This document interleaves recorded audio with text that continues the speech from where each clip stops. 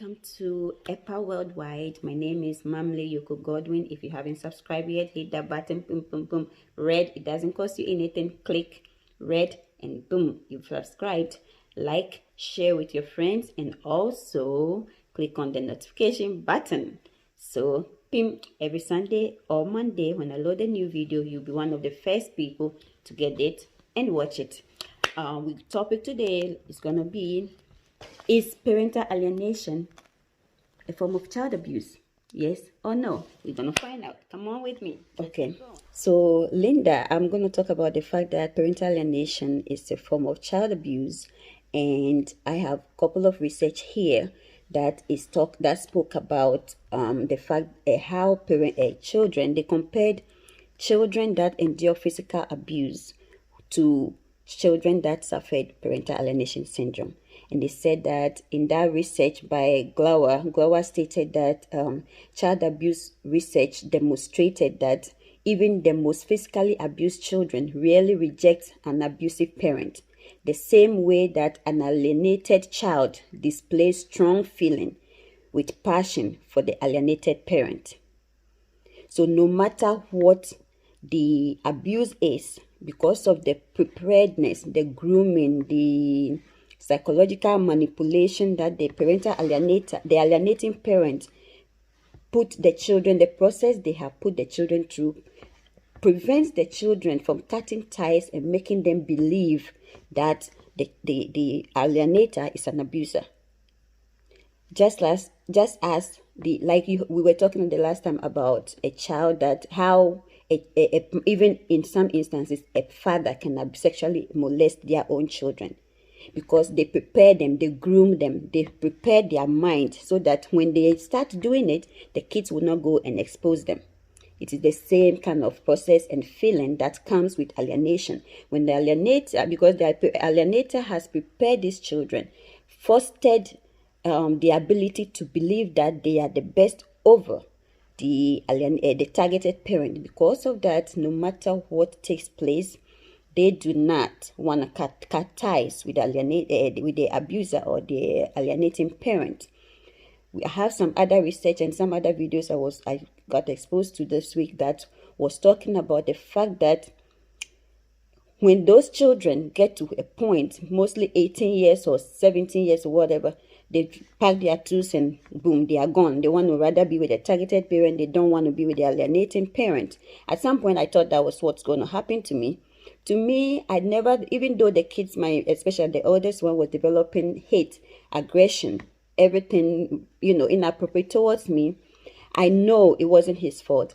My only fear, and I didn't worry about my relationship with them, because I know that they know I love them, they know I love them, and they love me too, but they are being prevented and caused to do the things they were doing. Most important, my concern was I going to wait for 18 years and have them and have to start from where? Because their education wasn't being attended to appropriately, their needs wasn't being attended to appropriately, and they are being psychologically destroyed. On top of that, the father is even labeling the child as autistic. The father insisted that the child is autistic.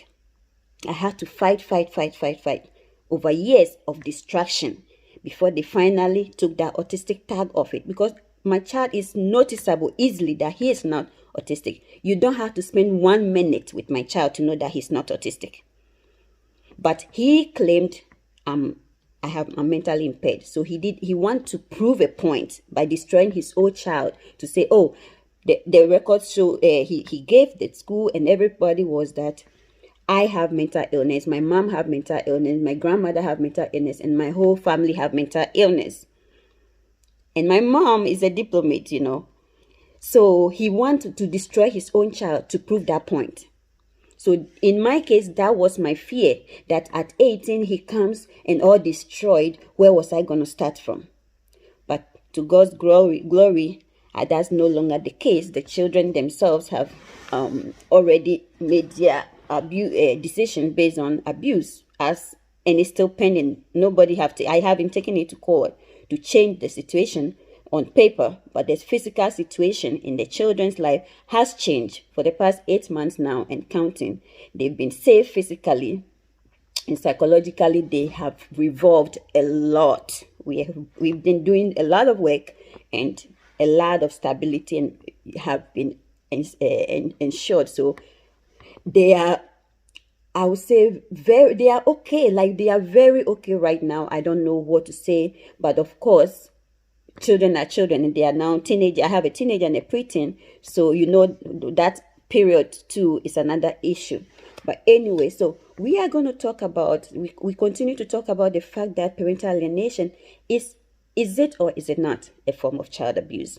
So they have described and compared it with physical abuse. So meaning it is a form of child abuse by Clowar, C-L-A-W-A-R, and Rivlin, R-I-V-L-I-N. Their 2013 research confirms that. The other thing I'm going to talk about is that I'm going to talk about Linda Gottlieb. Linda is a family therapist and a social worker, a licensed social worker. And after 22 years of practice, there is an account and evidence-based research conducted that I'm going to be reading parts of it with you guys. So it says she summarizes her clinical to over 24 years of clinical experience, stating that she said she accounts that despite the abuse and neglect suffered by the 3,000 foster care children who had been under her care, over 3,000 foster care children that has been under her care, under Linda, this social worker's care, it was extremely uncommon for those children to refuse contact with the parent, the abuser, the parental alienator, the physical abused parent, the parent that is abusing them. It was hard for these children to refuse contact with them. And that was the same situation with my case.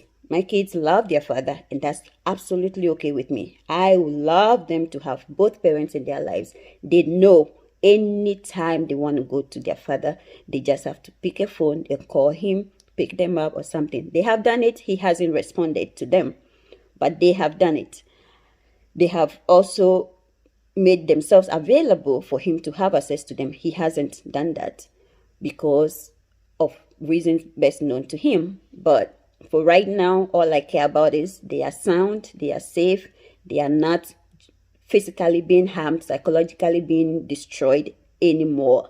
But the impact is there that I'm dealing with right now. And I have been solving it bit by bit. And like I said, we are good. We're really, really good. If you talk about a year ago right now, I would say we are 90% where we were not last year by this time.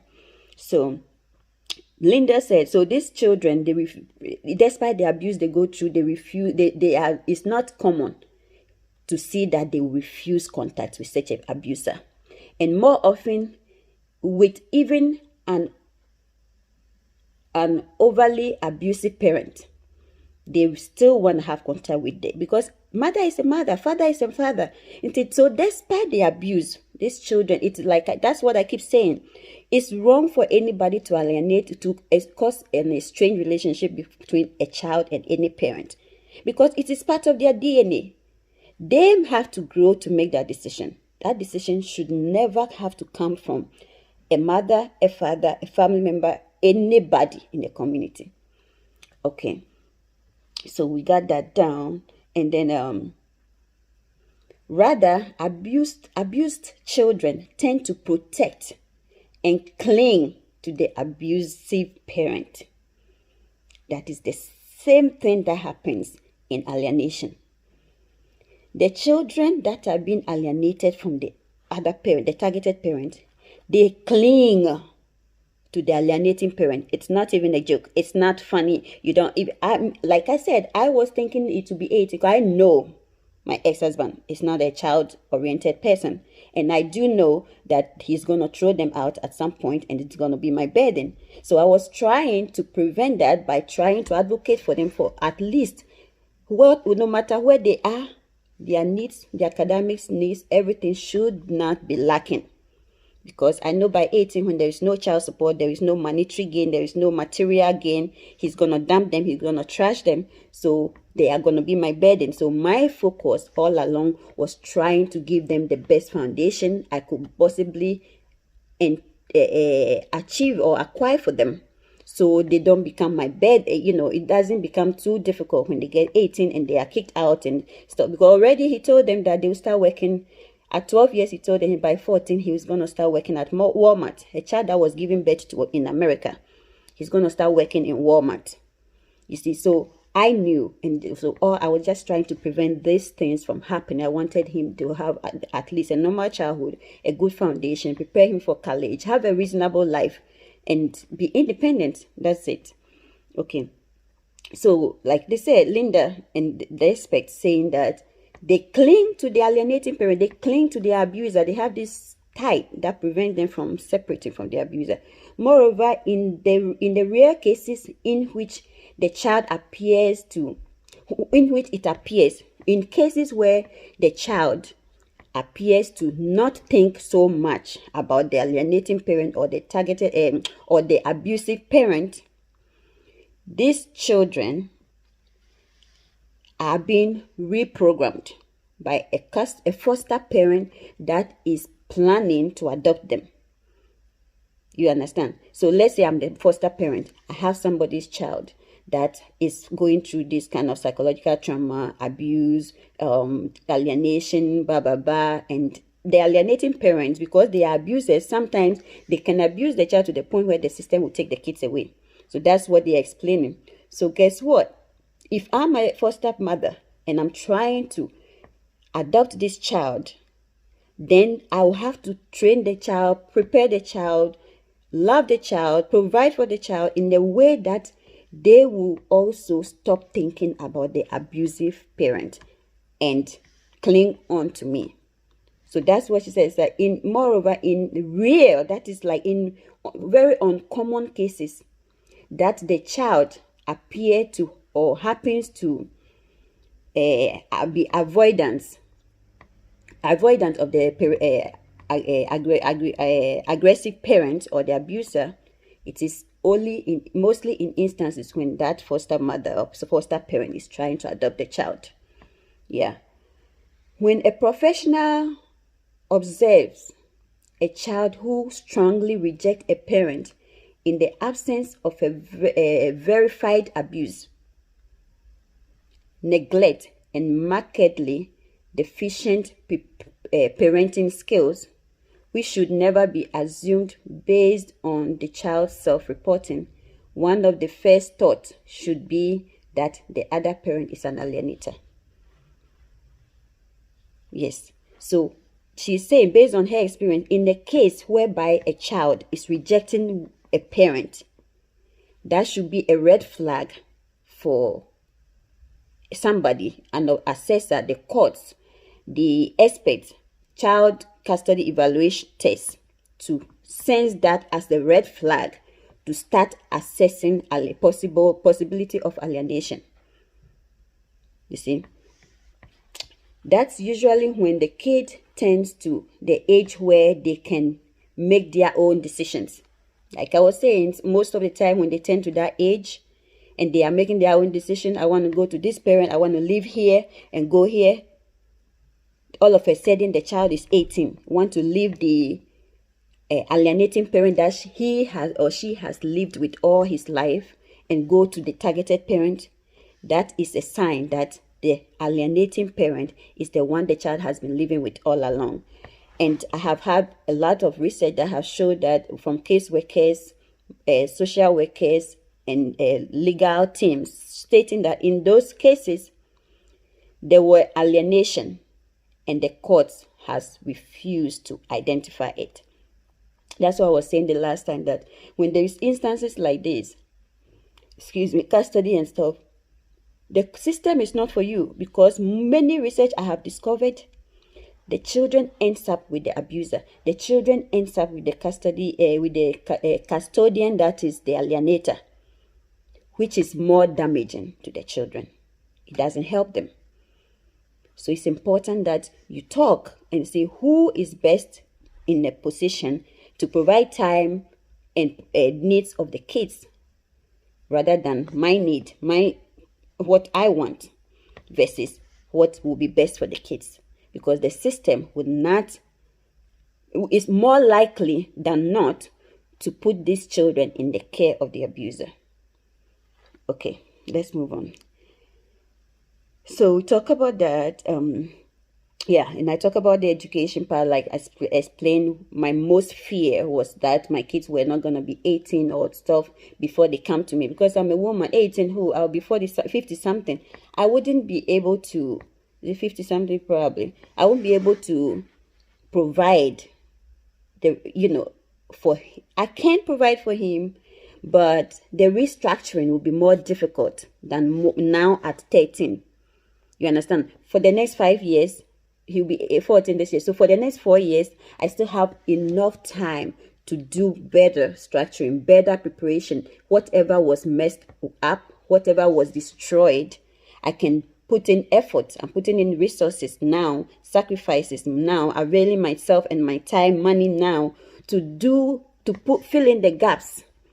You understand? But if he gets to 18, then what do? You have to send an 18-year-old to college when he is now well prepared to face the world. He's dealing with all kind of, depression, whatever that he could be going through, bitterness, anger. And it doesn't get better. It gets worse without the proper intervention. So for me, that was my main focus at the time, all along. So now that they are here.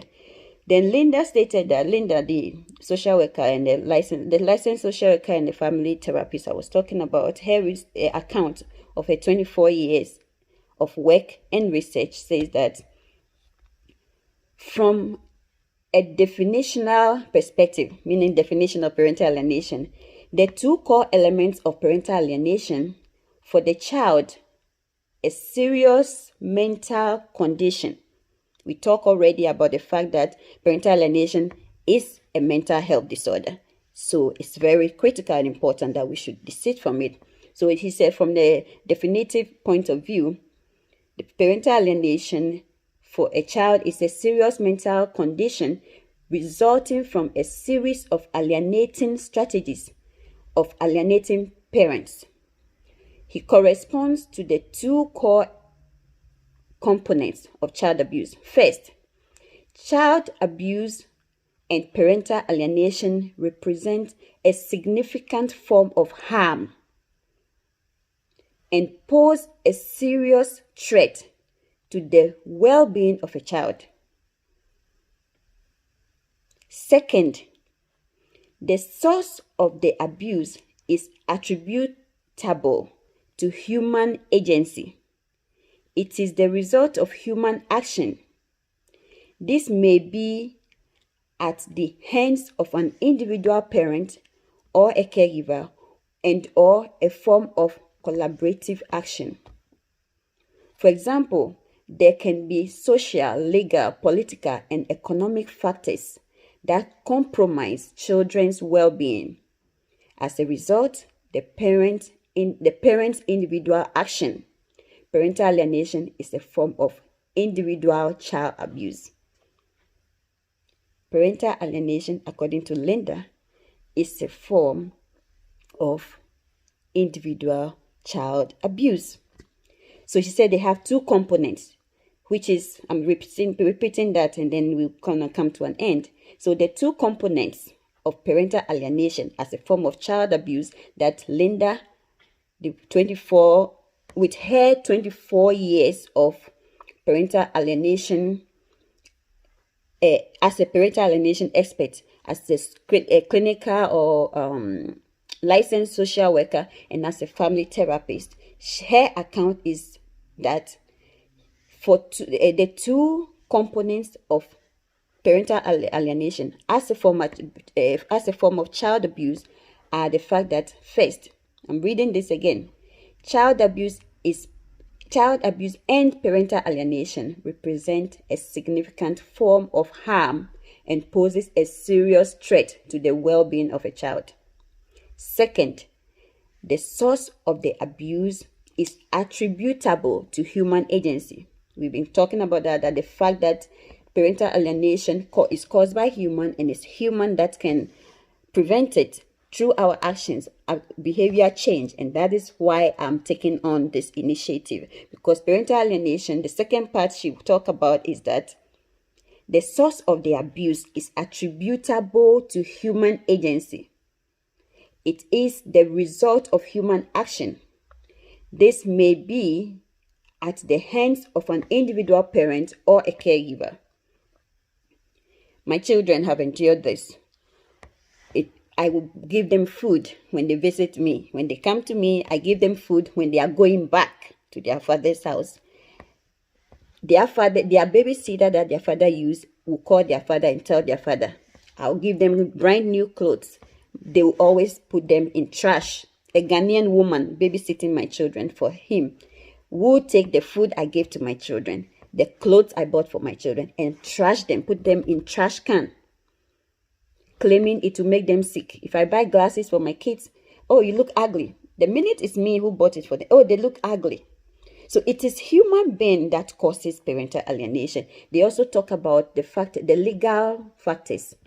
The legal factors is like the legal system whereby you have the court. I want child custody. He wants custody. I want custody because I want the best for my kids. He wants custody because he wants the house. He wants child support. He wants this. He wants that. The kids live with me 8 months, but I still pay child support.